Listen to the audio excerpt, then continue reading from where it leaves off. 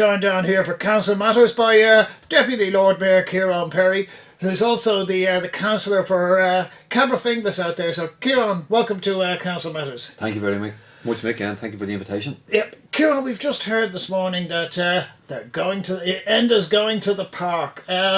Is that 5 years that you'll look back on with fondness?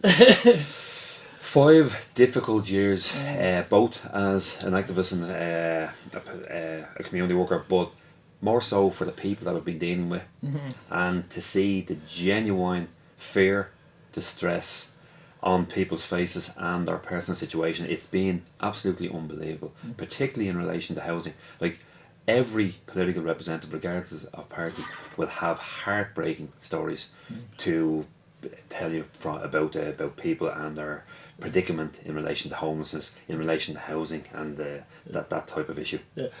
For going back nearly 5 years after the last election, I was using the analogy of the Titanic, and the reason it was very specific why I used that, because if you have a look at the Titanic, if you were in first class, there was a 90% chance you survived. If you were in what we would call the middle class, yeah, it was about 60-70%. But if you were in the steerage class, you know, where Leonardo DiCaprio and all of those were doing that cutesy dancing, 90% chance you were dead. Yeah. That seems to be pretty much happening with the economy, really, doesn't it? There is no question some people have done. They're better off now than they were 5 years ago. Absolutely. Others are probably chugging along, the middle classes. That 30%, I would suggest, has great difficulty seeing a future. And absolutely, I couldn't agree more. Yeah. As we have said, the top 10% have increased their wealth significantly over the recession. They've done extremely well financially over the recession. The squeezed middle, as they're called, they've hurt. They've been damaged. They've seen their pensions devastated. They've seen their wages devastated. But given the position, they most likely will be in a position to they can pay their bills. Yeah, pay their bills and withstand it. They may be on interest-only mortgages. They may have difficulty meeting repayments, but they will survive. It's those absolutely dependent on public service, dependent on social welfare, dependent on the state in general, who've seen the services absolutely slashed. So what you have is the most disadvantaged in society being further disadvantaged. But worst of all, Mick, is that was a political choice by this government and the previous government to hit the most disadvantaged, simply because they're not a powerful lobby group. Yep. When we hear lots of claims, and we will certainly over the next couple of weeks we'll have those emphasised. You know, well, we brought economic stability. They'll say. The others say, well, yes, we know there were mistakes made, and you know, but I really wonder. Do the two major parties, and the two who will probably return the most seats, do they really grasp what's happening below that, shall we say, that upper tier line? That can they understand what's happening to people on, who are dependent on social welfare? No, absolutely not, Mick. And that's one of the difficulties with the current political system, because those in power are paid such an excessive wage that they can't understand how people can barely survive. They just can't. No. The disconnect is just too much, and particularly Fine Gael, like, their constituency would be the higher classes. So their people, a significant amount of them would have done relatively well out of the recession. So they probably didn't feel a huge amount of pain. Labour Party is more of a surprise, because one would have thought that they were there to represent the more disadvantaged. But that's clearly not the case, because they went gung-ho in with Fine Gael to attack the very people that I would have expected them to defend. So I think it's crystal clear that anybody, the vast majority of people involved in politics, particularly in the major parties, simply don't know what's happening on the ground. Something, if you use a basic benchmark, 5 years ago we had no banking system. Now we've got a bit of the Bank of Ireland chugging along. We've got AIB that they're talking about, well, we might put it back into private ownership. But in many respects, I mean, you come from the left side of the spectrum, Ciaran. Would we actually be better off by putting it back into private ownership, or would it make very little difference if it was kept into public ownership, I wonder? Mick, it's extremely ironic. Since my political youth, I've been arguing for the nationalisation of banks, but certainly not under the circumstance that the current government almost nationalised the majority of them, whereby they took the debts owed with the banks and passed them over to the Irish people. That was the actual inverse of what I would have argued for. I think it's an absolute mistake to put them back into private ownership. They failed before. We bailed out the banks before. People do forget that back in the 80s. We bailed them out to a huge degree this time around. I think the lessons should be learned. There may be a need for a private banking system. I won't argue that, but there certainly is a need for a public banking system. Even just for competition. For competition and for the for simply loans to small businesses, loans to people to invest. Like the small businesses themselves have argued consistently over the last 5 years that they can't get access to funds. Just money is at its cheapest rate at the moment. Yeah, small businesses are arguing they can't get access to funds. The European Bank is lending money again. Like the government should be drawing down that money and lending it through a state investment bank. They did say that they were going to do something like that, but as of yet it hasn't progressed. That should be used to invest in the economy, because I think this, again, if you see the statistics, it will show that private investment in Ireland is one of the weakest in Europe. And if we don't have public investment, like, we're going to have an investment deficit. So we're dependent on public investment to kickstart the economy, and also to prioritise indigenous industry. I understand that we've a huge amount employed by the multinationals and we can't just show them the door, but in the meantime we should be building up indigenous industry, because that's where the future of this country lies, in my opinion. Yeah. Just looking at something here on the area that you're seeking to represent, and I was thinking about this on the way in this morning. If there was a part of your constituency, and that we say, for want of a better term, the mafia or the Hells Angels or the triads moved in, and it was just maybe a small area, and they took over this area and they ran it completely, that they basically were the power that be in there, and they sold heroin, everybody be hopping up and down about it. But there's a part of your constituency that's like that. They just don't sell heroin, they sell finance. Absolutely. And it seems that that's essentially, for people like yourself, even as a TD or as a minister, it's almost a no-go area. How do you feel about that? I think it's absolutely disgraceful. And again, Mick, as an anti-drug activist for that's why 20, I use the 30, that's why I 30 use the years, analogy yeah, there. like, Yes. Funny enough, like, heroin would be more valuable to the user than some of the products that are sold in the IFSC. For the individual, less damaging. Absolutely less damaging, and absolutely less damaging for the country, let alone for the individual. So it's unbelievable that we would actually attract that type of business, for financial business, that we would actually be boasting during the Celtic era that we did have this basically offshore business. But astounding that we still cater and placate that type of industry. They're not of value to this country, to the people of this country. Yes, I found it when I came back from Australia in the mid-90s, and people were telling me about this IFSC, and I knew it as the bottom of Amiens Street, basically, and I looked at this, and I couldn't. They kept saying about how brilliant this was, and I looked at the logic of it, and the only logic I could see at the time, and bearing in mind I have a background in economics, was that this was an offshore banking, onshore. Yes, absolutely. And it was but it was like people out there were being hoodwinked, and so much of what, as I was talking to you earlier before we came on about The Big Short, so much of this stuff is being routed through us. Yeah, absolutely. And if you think, like, Bertie Ahern was feted the world over for his success in building up the economy, when it was clear to some economists at the time, but certainly clear to everybody now, with the benefit of hindsight, that the whole foundation was built on sand. Yeah, and yet he was telling us that if we didn't buy into this, we may as well go off and commit suicide. Absolutely. The contempt that politicians, particularly Bertie, got away with to display to people who were genuinely highlighting the possibility of failure. They weren't scaremongering, but the contempt that people like that were treated with was absolutely disgraceful. Yeah. And yes, the sad reality is that because obviously my focus to a degree is on the media, nobody seems to have gone out there and said, I wonder how many people actually did commit suicide because they followed Bertie Ahern's advice. That's a worrying. No, it's a very good point, because as we're all aware, like, the suicide rate has skyrocketed throughout the crisis, and you can understand the desperation that some people I've met, and most other reps will have met, the absolute desperation to as to where they're going to put a roof over the heads of their children, how they're going to actually feed their children. The desperation, and you can understand where it get to a crisis point where people would actually consider suicide.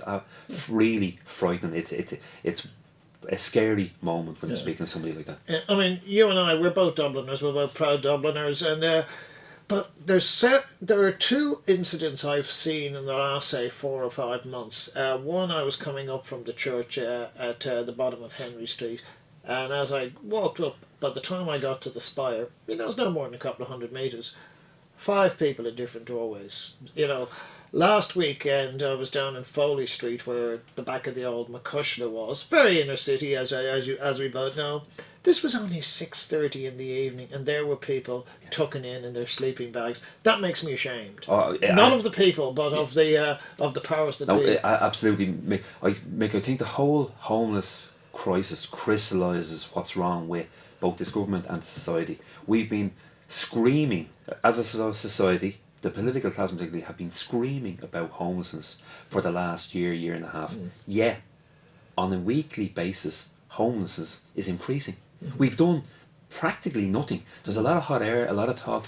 Minister Kelly has announced 3 billion, about 15 times, for social public housing. Not a penny have we seen in the councils. Brendan Howlin went a step further and announced 4 billion during the week. Like, just crazy talk. The modular homes that we were promised haven't materialised. We were told that there'd be 22 of them before Christmas. They're still unbuilt. It's crazy. Like, I personally supported the modular housing as a short-term solution to an immediate crisis, and I've been let down completely. So we were promised 500 of them, where there's plenty of council land around the place. We've done an analysis of the council land, and what the council want to do now is give the land for free to the private developers to develop and take some social housing back, take maybe 30% social housing back, but give prime real estate for free to the same private sector who ran the public-private partnerships that were absolute disasters for the communities of O'Devany,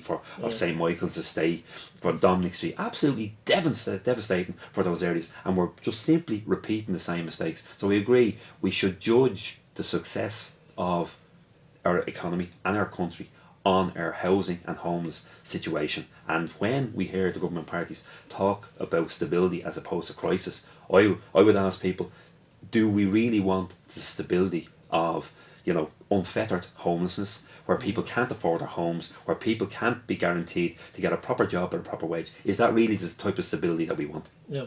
Something that I've been reading over the last few months, again, particularly in relation to the movie The Big Short, and they were saying that this is very likely to happen again, for the simple reason is that when all of this went belly up in 2007, 2008, what it should have been accompanied by was debt write-down. But it hasn't been. Yeah. In other words, 7 or 8 years on, we're talking about a recovery that, most people don't really, if they believe it, they don't feel it. So, is there a questionable recovery? You can't help but think the recovery, or whatever we're going to call it, or the stability, might have been far, far better by doing debt write-off. Whereas we seem to be following a policy of let's blame the victim and push it all onto the victim again, and those who actually made in the good days, and really made, are walking away scot-free. How do you feel about that one then, Ciaran? Again, I think it's a very good example. Most progressive economists would argue that if you put more money into people's pockets, particularly those at the lower end of the scale, they tend to spend the vast majority of their income.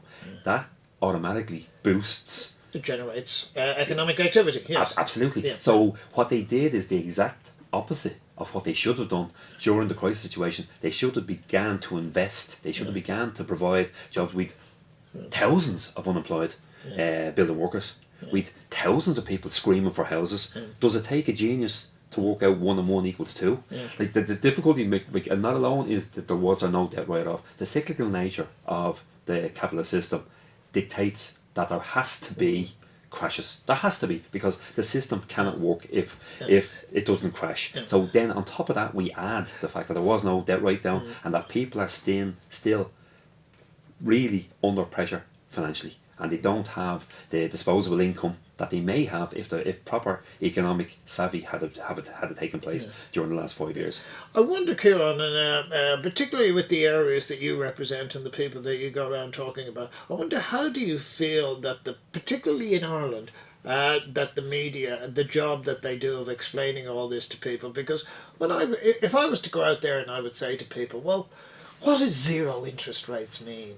Most people probably don't actually know what zero interest rates mean. What it means is that essentially the bank give you money and they give you interest for lending you money. If that's the opposite of what we expect to be the case. Now, an economist will tell you that when they're giving you when there are zero interest rates, as were announced in Japan last week, the economy's in a mess. It's a complete mess. It's like you don't get into a car and then suddenly sell the tires. It's along those lines. How do you feel then, Ciaran, that as I say, that particularly RTE, because they have such a say in this, RTE and independent newspapers, do you think they've done a good job at, shall we say, educating people to what has happened? Or do you think they have been better at actually covering up the excesses of certain classes? I'm very disappointed with the media in general, Mick. Again, we're going back to a sort of a class analysis. The majority of the media would be populated by middle class people who possibly feel they have a stake in the current system, or maybe come from a background whereby it's not the norm to question the establishment. Like, we don't really have a proper investigative journalist or magazine in the country to expose the likes of what went on. Like, you and I both know that economics isn't magic. It can be explained. It's an art, not a science. Yeah, absolutely. It can be explained to people. People do like it. It's interesting that I've fought against privatisation of public infrastructure for many a year, unsuccessfully. But now, because of the talk of privatisation in relation to the water infrastructure, ordinary people now realise the threat of privatisation. So the TTIP that threatens even more privatisation than what went on before about the liberalisation of, say, in the post office market. Now people are beginning to retrospectively see the dangers inherent in that, and what would have went through in the Nice-Lisbon treaties that people wouldn't have really been aware of. I think people are much more savvy in relation to that, basically because of what went on with the water, for instance, and the rise of social media. Obviously, there's huge difficulties with social media in terms of not being able to prove what's been said. You can say almost anything, but it does give ordinary people an opportunity to read relatively unfettered news, and I don't think the mainstream media provide that, and there's a huge amount of disillusionment with the mainstream media, and the fear would be that the mainstream media, which does serve a purpose, will lose so much credibility that people will become dependent on the more extreme elements on social media. It's an interesting one. You should say that, Ciaran, because I would probably agree with you on most things about privatisation, particularly about public utilities now. But the one I would actually be very happy to see, if not privatised, will certainly broken up into constituent parts, would be RTE, because their footprint in media is just it blocks out everything else. And then when you go to print media, you've got independent newspapers, which is again one person. So effectively 70% of either electronic or print media in this country is controlled by two interests. Okay. Whereas, going back to what you were saying, I think some of the stuff that particularly Dublin says now, it's guerrilla journalism. Yes. But it's made people think. Absolutely. And it has brought stuff to the fore that people perhaps haven't seen before. Oh, without doubt, and again, Dublin Says No are probably a good example of a social media presence, because the people behind it do know what they're talking about. The difficulty are maybe the groups or sites or Facebook pages in the periphery who just there's some crazy talk out there about no contract, no consent, all this absolute rubbish where you don't have to sign a contract with Irish Water, just absolute rubbish, and you lead people down the garden path when what we need to convince people is don't pay. If we don't pay, the Irish Water is dead in the water. The water tax is finished. Elections aren't the be all and end all. Even though I'm elected as a councillor and I'm running in the elections, they're not the be all and end all. But they do provide an opportunity when they come around. The infrequent nature of them is obviously a huge disadvantage, but they do provide an opportunity. Put progressives into whatever local authority or whatever parliament you have an opportunity of, and get them to argue your point from a public platform. That's an advantage. So there's a number of different parallel streams that progressives can benefit from, but there is a danger. Sure, yeah. I mean, like anything else, it's a new technology. We have to develop standards. Something I'm really interested in talking to you about, Ciaran, because I know you've been very vocal, very strong in the area of anti-drugs activism, and I just wonder, what do you think of the proposals of Minister O'Riordan to be putting shooting galleries in the middle of the city? I think it's absolutely disgraceful. Absolutely disgraceful, because, and it's not the presence that offends me, it's the attitude to those addicted. Basically, you're addicted, hard luck. It's a bit like the methadone program. You're addicted, you can't help yourself, we're going to facilitate your addiction. Instead of saying, no, in actual fact, we're not going to facilitate your addiction because your addiction isn't the norm. What we're going to do is make sure that there's the provision of rehabilitation services, so that anybody who wants to come off drugs comes off drugs. I'm not saying everybody will come off drugs, and we certainly know we won't defeat drugs as an actual issue, but those, and I've come across many of them who get to a point where they just want to get off, and at that stage, that small window of opportunity, we need to throw resources at the person, at the individual at that stage. Yeah, I had a former Lord Mayor, Dermot Lacey, and I was saying, to me, this was the most half-assed policy, because it hadn't been thought out at all. I mean, are you basically saying that for that 5 minutes, you're actually legal? And I asked, what was the impetus for doing this? And the impetus seemed to be that it was unsightly having people shooting up in the street, and therefore, well, we'll give them a place. But they still have to buy it. They still have, that's the ridiculous thing. They still have to buy it. So are you a criminal when you walk all the way down to Merchants Quay? But for that 5 minutes while you're going in there to shoot up, you're okay. And then you're a criminal when you come out again. Sure. It seems to me a crazy policy that they haven't thought out at all. To be honest, Mick, there's a significant drugs lobby group. A lot of the agencies that deal with addiction would be, they would be, if not pro-drug, certainly ambivalent to drugs. And there's a huge lobby from them. There's a significant amount of money being spent. It's an industry. It is an industry, right? Industry, so this is another Yeah. wing of the industry that's been utilised around the world, and I'm sure some of the Irish service providers are looking emsly at what has went on elsewhere. So there's a huge lobby within that industry for the likes of this, because they're the pro-methadone people who don't really think that much of the addict or the victim themselves. They think of them really as somebody that should be placated as opposed to treated. I mean, one of the other aspects of it, because I also thought, well, this is people who really don't understand the drugs industry, whether you like the drugs industry or not. I thought to myself, well, what happens if somebody turns up at Merchants Quay, and I'm just using that as an example, and they said, oh, come in, you can shoot up in here, but hold on, I'm not addicted to heroin. I'm addicted to crystal meth. Yeah, you sure? Yeah, are they going to get thrown out?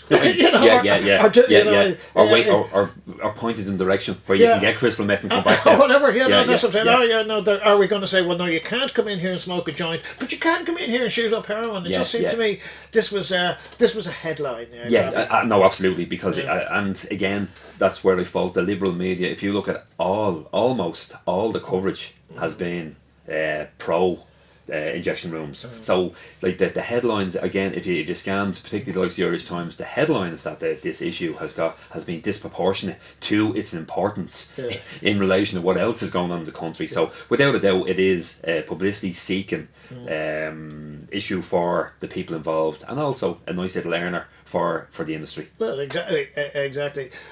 Moving along then, Ciaran, if the good citizens of Dublin Central elect you to represent them,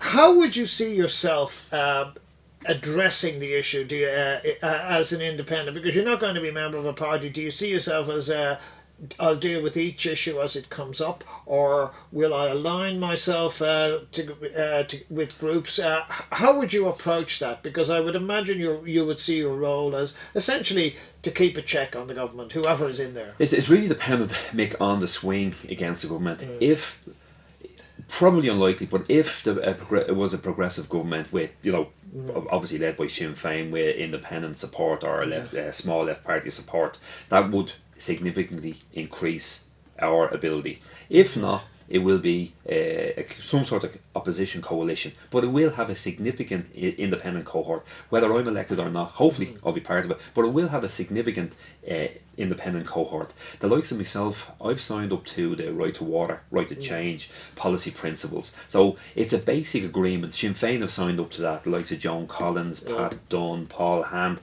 they've all signed up to it. So were these people to be elected, people before profit signed up to it, if these people were, we have a basic agreement on policies as to what we will begin to fight for as our primary concerns. Just before we finish off then here, Ciaran, I'm part of an organisation and we've had the living wage in there for about 4 years.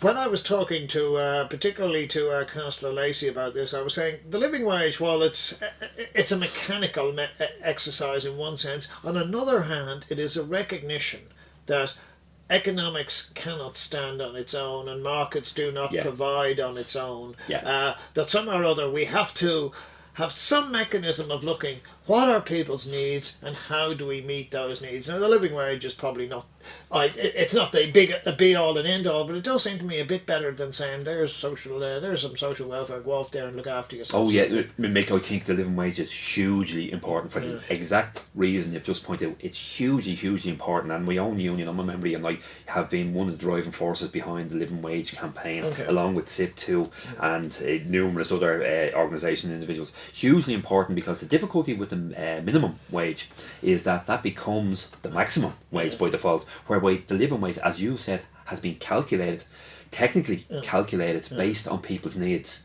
So if that's set as a bar, there's no dispute, like that's what's required to live a normal life. So a good wage is above that, and a basic wage is your living wage. Forget about the minimum wage. And again, there's no obligation for people to pay it, and companies can argue they can or can't afford it, but it sets a standard immediately, and it will also then tackle the problem of precarious work, precarious hours, and the low wage, the flexible working patterns that the employers keep claiming their employees are loving. But I've yet to meet any employee who is happy to work those flexible hours. That clearly benefits the employer for the vast majority of employees. So what would you say to one of your constituents, assuming you get elected, one of your constituents, quite a well-known man who lives, I won't say where because that would be unfair to him, but he's a member of the Senate, and he made a statement a couple of weeks ago saying, I don't think people who are getting social welfare should be allowed to buy alcohol. Again, is that somebody out of touch? Yeah, totally out of touch, and make me, it's a reflection on the man himself, really, as opposed to anybody else. Because or the class even, because certainly he's probably vocalising what a huge amount of people of that class are thinking. It's really disappointing, because on other issues he can be quite good and quite sympathetic, but I think it exposes his class nature and the class bias when he comes out with absolutely insulting and ridiculous statements like that. We'll conclude on this class note, but on that class note, do you think there's any chance that Minister O'Riordan is going to be putting them shooting galleries out there in Howth or Dalkey or anywhere like that? I think we have a quick look at the modular housing and the sites chosen for them, exclusively working class areas, So I think we can take it for granted that any shooting galleries that will be put anywhere, and I'll be vigorously opposing them, will be put into working class areas. Ciaran, people say out there that there's a hunger for change. We know that you're the man who's very well known at feeding that hunger, so we wish you all the very best come the 26th of February. Thank you very much.